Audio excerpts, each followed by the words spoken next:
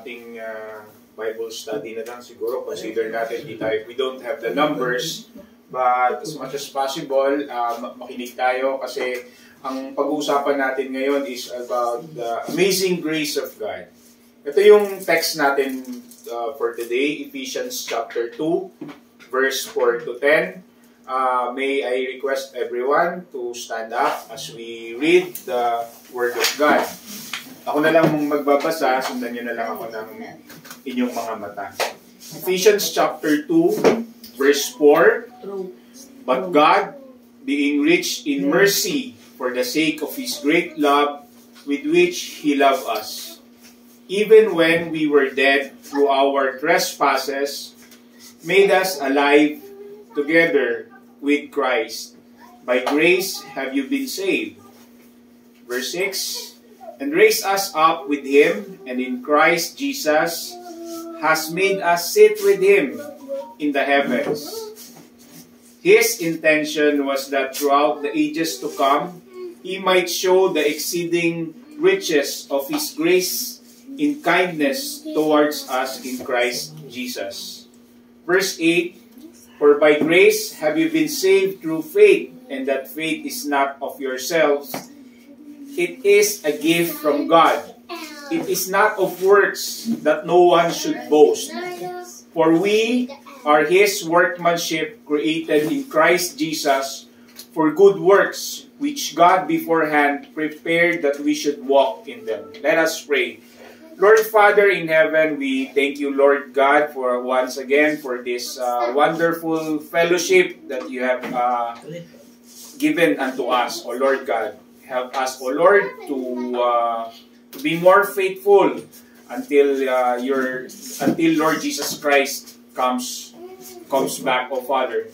Thank you, Lord, for your Son, Jesus Christ, and we may continue to worship and glorify you until the end. In Jesus' mighty name, we ask all of these things. Amen.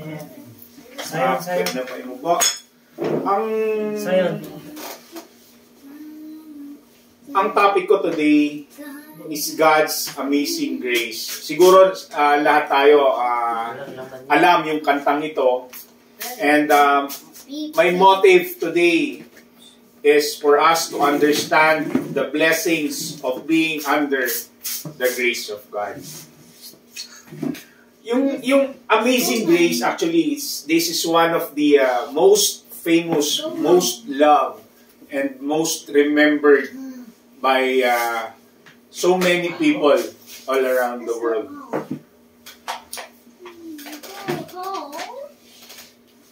Ito yung actually, I want to play this song as one of my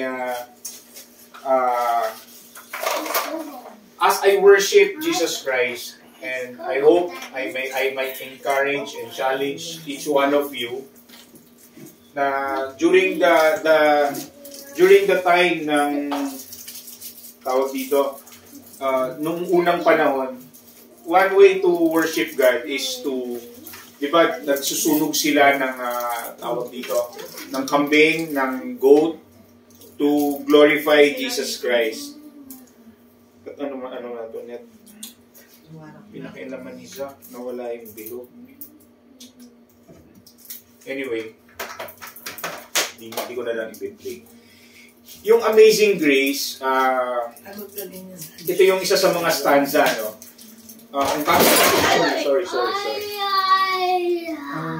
Sorry. Ito yung isa sa mga stanza. Amazing grace, how sweet the sound that saved a wretch like me. I once was lost, but now am found. Was blind, but now I see. Was grace that taught my heart to fear, and grace my fears relieved. How precious did the just raise up here. D-R-I first believe. Okay. Facts of this song, ang kantang ito ay ginawa ni Amazing Grace is a song that is known and loved in all over the world. It's a fact. It was written in 1772 by John Newton, almost 252 years ago. Si John Newton was described as a profane man in his youth, and there was not any immorality of which he did not partake. So, si John Newton, siya yung gumawa nito. So, ang pagkaka-describe sa personality ni John Newton, isa siyang masamang tao. Kumbaga, mag-isip ka na ng mga tao na masama, na pagkakaalam mo, si John Newton yon. Naging trabaho nito, he was a slave trader. Siya mismo ang nagka-captain ng barko kung saan nandun yung mga slaves. So way back, yung mga tao, binibilihan ng mga mayayaman para maging slave. So ang definition ng slavery during that time is totally wala kang bayad. So gagawin kang sex slave during that time. Kahit siguro patayin ka nung mga may-ari sa'yo, walang government ang magtatanggol. Dahil ikaw ay parang consider kang property ng isang tao during that time. It was one of his voyage that a great storm threatened to sink the ship that he cried out for God's mercy. So, during that time na dinadala ni John Newton yung mga slaves dun sa inaano niyang barko, merong isang malaking storm ang dumating. And guess what? Anong nangyari? John Newton cried out for God's mercy. The ship came through the storm, and after that, his life changed. So, meaning, when after that great storm, John Newton cried out for God's mercy. And that ship came through the storm, and doon na nagsimula na mabago yung buhay ni John Newton. He gave up the slave trade and entered the ministry, often preaching his wicked life. So, doon pinanganak itong Amazing Grace. So, God's grace is amazing because it is the starting point for many wonderful things. Number one, God's grace saves us from our sins. Number two, God's grace teaches us to fear and gives relief. Number three, God's grace brings us through physical and spiritual danger.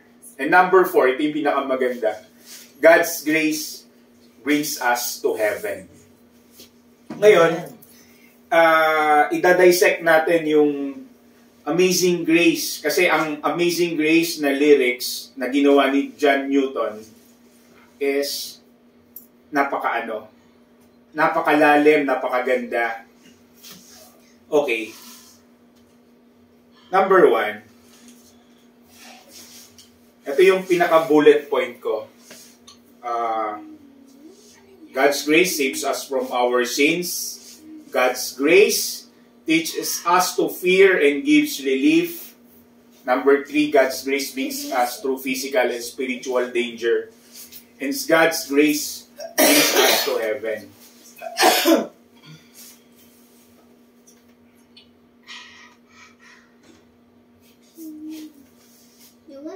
Okay. Ito yung lyrics ng di ba?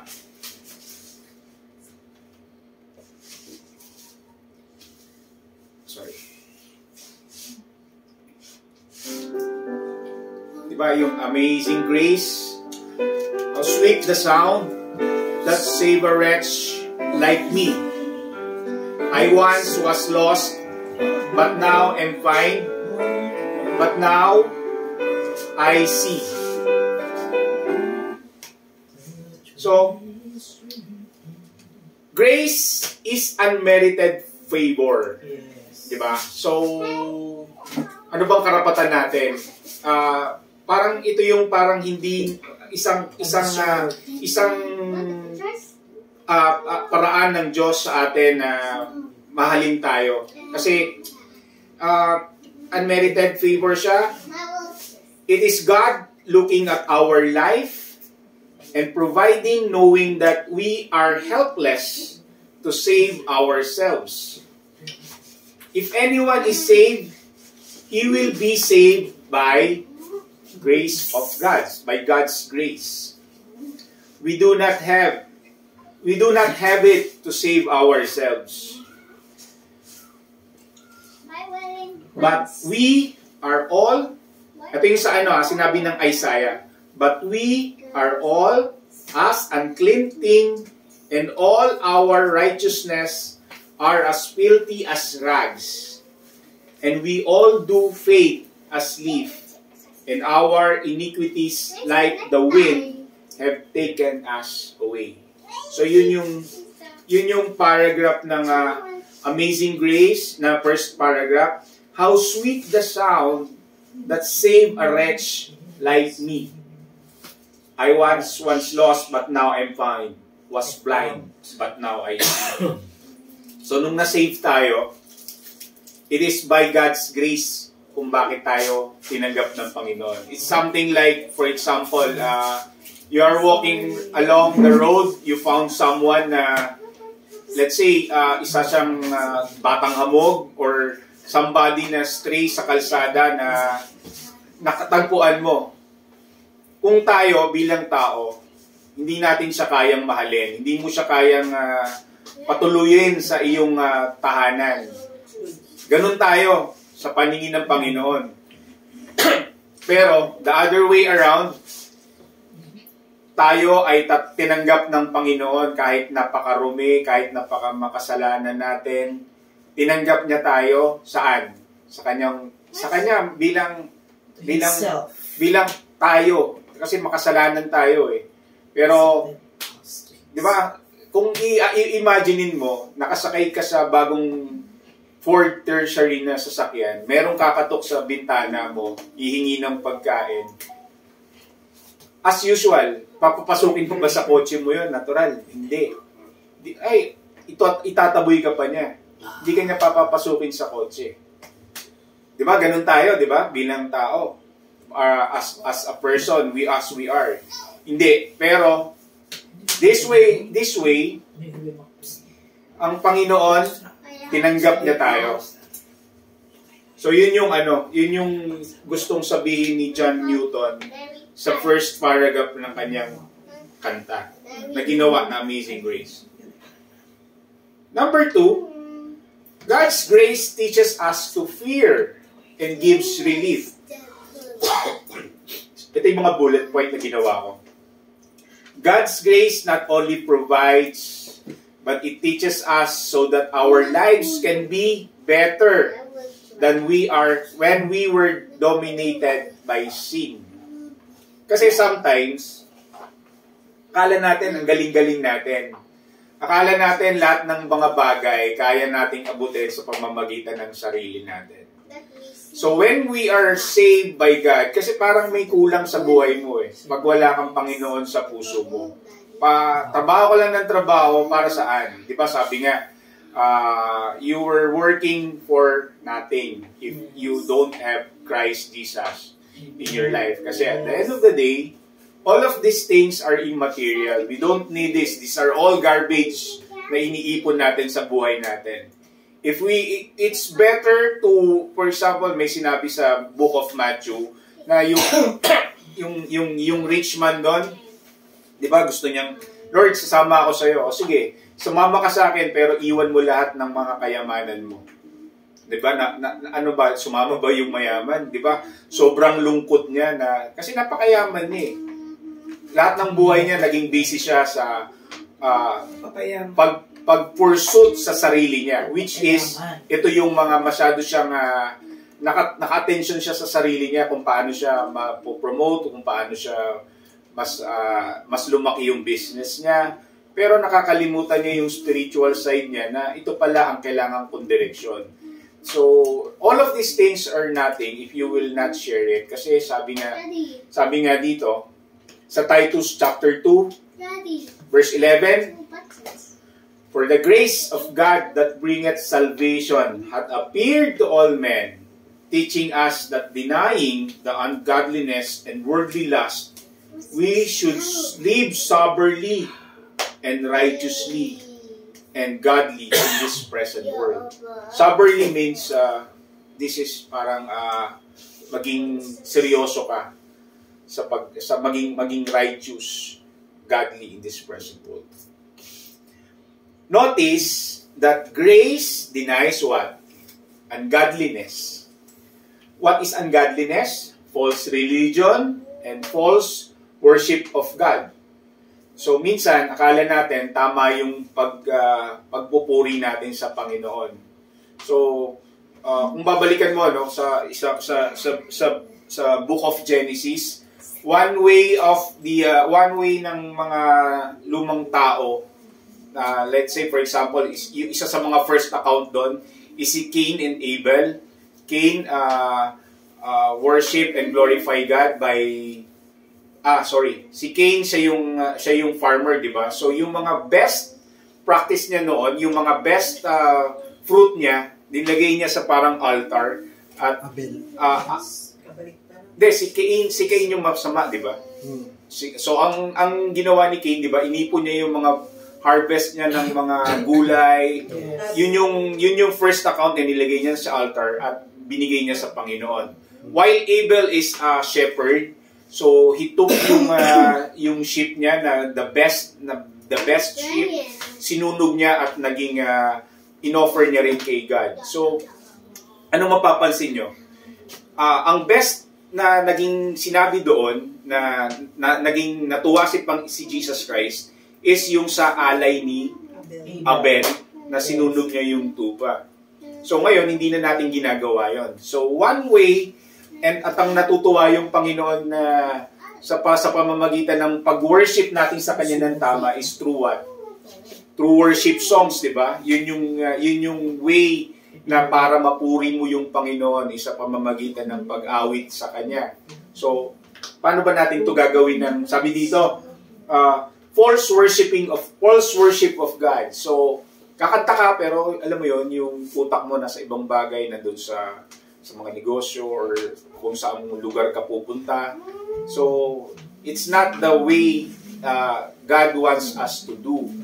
So, parang hindi siya natutuwa doon. So, that's how you compare kung ano yung ginawa ni Cain during that time. Kasi, di ba, Lord, nag-worship naman ako sa'yo. Binigay ko yung pero bakit hindi natuwa ang Panginoon? So, it's comparable now. Kung paano tayo mag-worship sa Panginoon, do we get God's favor in what we are doing to Him? Worldly lust, things that destroy relationship with other people. So, ito yung worldly lust, as it is. Ito yung meron tayong ka-relationship, but we are also having a relationship with other people that destroys what? Your family. And at the same time, you are sinning against God. God's grace receives us by giving us right instruction and forgiveness for our sins. For our sins. God's grace is not a pretext to commit sin. That is in Romans 6 chapter 1. Meaning, pagka may God's grace ba, ibig sabihin, pwede tayong magkaroon ng kasalanan ng tuloy-tuloy? No. Diba? Ito yung sinasabi sa God's grace teaches us to fear and gives relief. Check natin. Pwede ba magtuloy-tuloy? It was grace that taught my heart to fear, and grace my fears relieved. How precious did that grace appear the hour I first believed. So yun yung second paragraph. Hindi mabasa. Sorry. Na sinasabi sa Amazing Grace ni John Newton.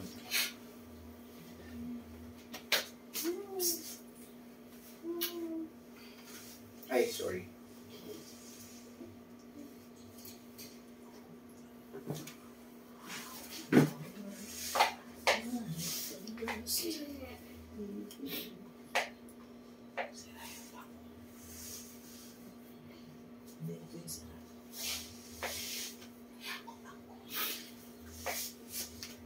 Number 3, God's grace brings us through physical and spiritual danger. Check natin.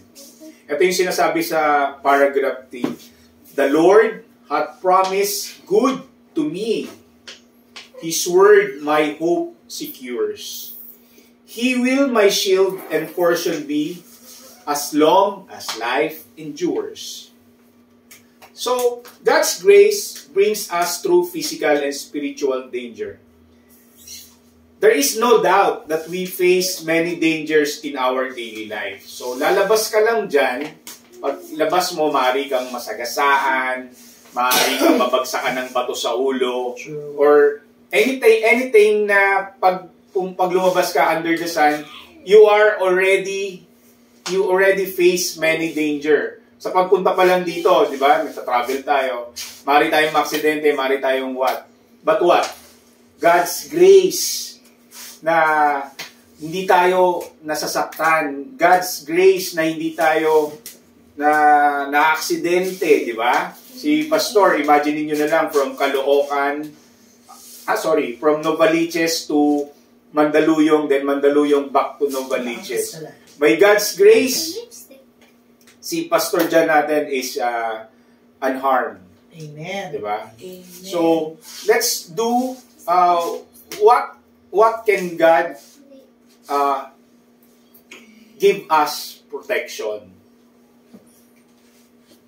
Try to read Psalms 34:19. Any volunteer? Psalms 34 verse 19. Let's read this.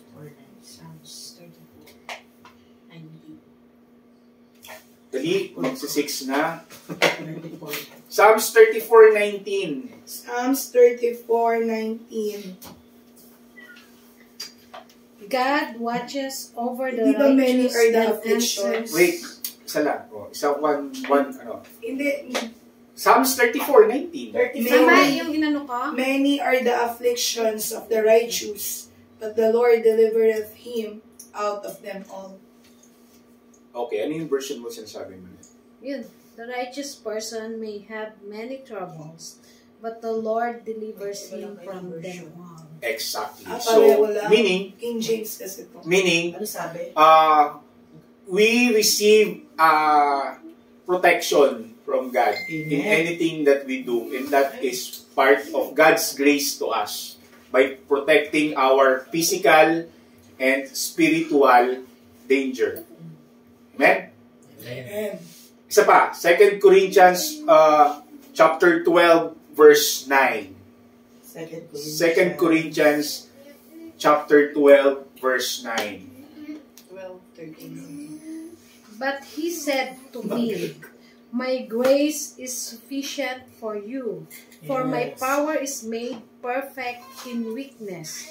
Therefore, I will boast all the more gladly about my weaknesses, so that Christ's power may rest on me. Amen. So, di ba, during those, we will go back in time, God give us the law for us to follow. So, after God's commandments, di ba, nauso na yung law. Mapapansin mo, meron na tayong mga batas. Yung mga batas natin, hindi pwedeng baliin yan or hindi mo pwedeng hindi sundin yan. It originates coming from God's law way back in Old Testament. So doon nag-umpisa kung bakit magkaroon tayo ng batas para sundin natin. So itong Psalms 34:19 and 2 Corinthians chapter 12 and verse 9 are God's promises for us. So ito yung isa sa mga dapat nating hawakan sa mga buhay natin, enable for us to receive continuously receives God's grace, and it will protect us physically and spiritually. Now the question is, what is our attitude towards suffering and trial in our life? Diba? Kasi minsan, sa buhay natin, akala natin pinabayaan na tayo ng Panginoon. Akala natin nahihirapan tayong maging masaya. Akala natin, Lord, akala ko malakas ako sa iyo nung pinag-pray ko sa iyo na wag magkasakit or mabuhay pa yung mother or yung father ko. Pero hindi namatay siya. So what is the message of God behind those things na bumabalot sa ating mga pagkatao? Let's say meron ka pinagpipray, hindi natuloy. So meaning hindi ka ba naging hindi naging truthful si Jesus Christ sa'yo? With the blessings of God's grace, we can endure. So meaning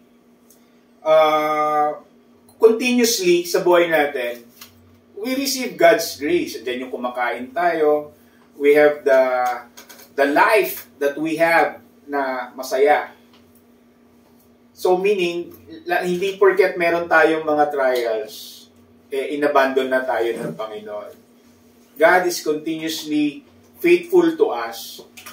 So we also have to be faithful to God. Na hindi, kasi merong path na binigay na sa iyo yung Panginoon Meron nang binigay na path sa iyo. So sa atin na lang kung susundan mo yung path na yon or hihiwalay ka.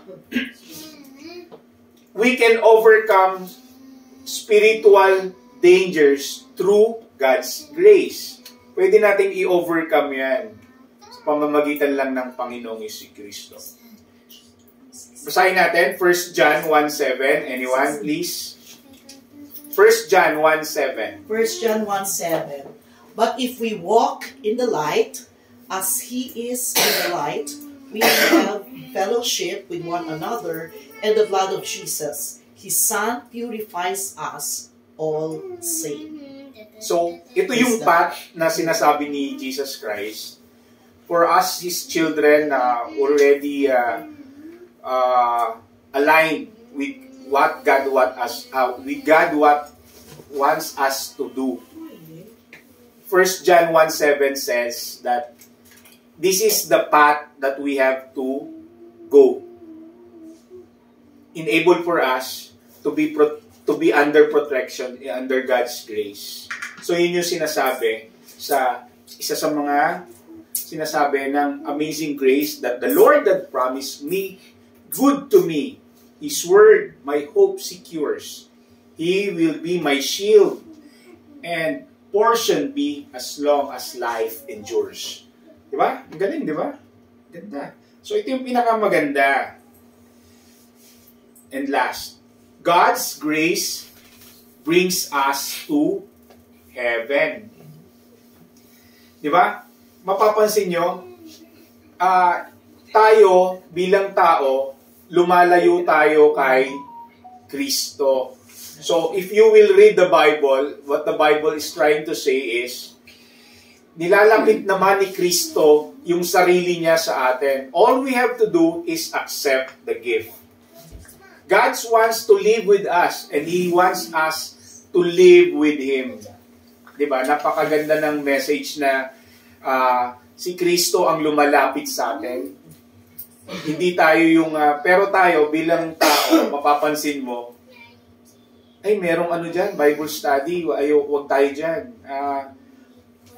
ang hirap nating pasunurin sa kay Kristo. Mapansin nyo yung mga kaibigan nyo na let's say yung mga unbeliever, sila yung lumalayo sa gawain ng Panginoon. Mas gisusto nila yung mga bagay na hindi naman kaakit-akit o hindi naman nakakalugod kay Jesus Christ. Let's read isa sa mga text. So, sige, John chapter 14. Let's read this.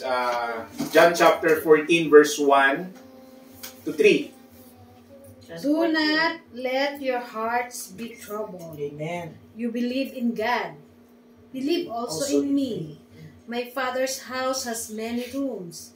If that were not so, would I have told you that I am going there to prepare a place for you? And if I go and prepare a place for you, I will come back and take you to be with me, that you also may be where I am. Yes. So, God's grace brings us to heaven. So, kung mapapansin nyo sa John chapter 14 verse 1 to 3, God wants us to be beside Him. Diba? Kasi ang ano natin, ang takbo ng utak kasi natin bilang nandito tayo sa mundong to, we live on our own. Hindi naman ganon eh. God wants us to do what we want to do, but at the end of the day, He wants us to live with Him. That's what John 14 verse 1 to 3. Isa pa, Revelation 21:3. Ito, napakaganda nito. Revelation 21 verse 3.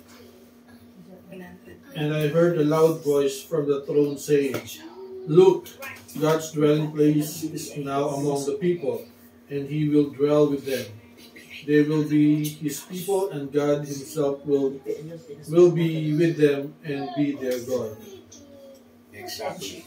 So God's kingdom is already within us. So all we have to do is accept God and let this kingdom grow in our body. Last bullet, it is only due to God's grace that this is possible, but we cannot earn heaven for ourselves. So we really need God to be with us, enable for us to be with God in heaven at the end of the day. Check natin yung kanta. When we've been there, 10,000 years, bright, shining as the sun, we've no less days to sing God's praise than when we first began. So ito yung message ni John Newton about the song Amazing Grace. Amen. Pwede ba natin kantahin to? Amazing Grace. Meron ba tayong ano nito? Yung sa laptop Sa ko. YouTube. YouTube mo na lang. Bakit ang ano? Tapos Hindi, ano ko to eh. blurred. Text ko to eh. Wait lang. YouTube mo na lang. Kantahin natin yung Amazing Grace. So sorry. YouTube ka. YouTube. O kaya sa Google mo na lang. Amazing Grace. Doon ka na kanina. Amazing Grace. Search. Ito lang yata yung kantang ginawa ni John, Madami naman siguro. Yan lang sikat siguro. Based on Google, parang dalawa lang ang nagawa niyang kanta eh. Pero ito yung isa sa mga... Karaoke. Ayun, karaoke. Karaoke. Karaoke. Yan. Traditional. Malaki yan. Pag nakikita ko ang mga nila, Okay? Let us all stand. Kantayin natin to.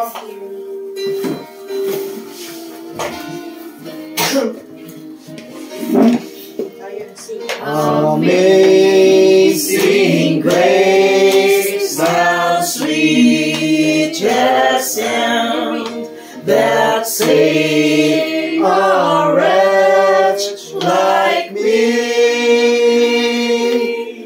I once was lost, but now I'm found. Was blind, but now I see.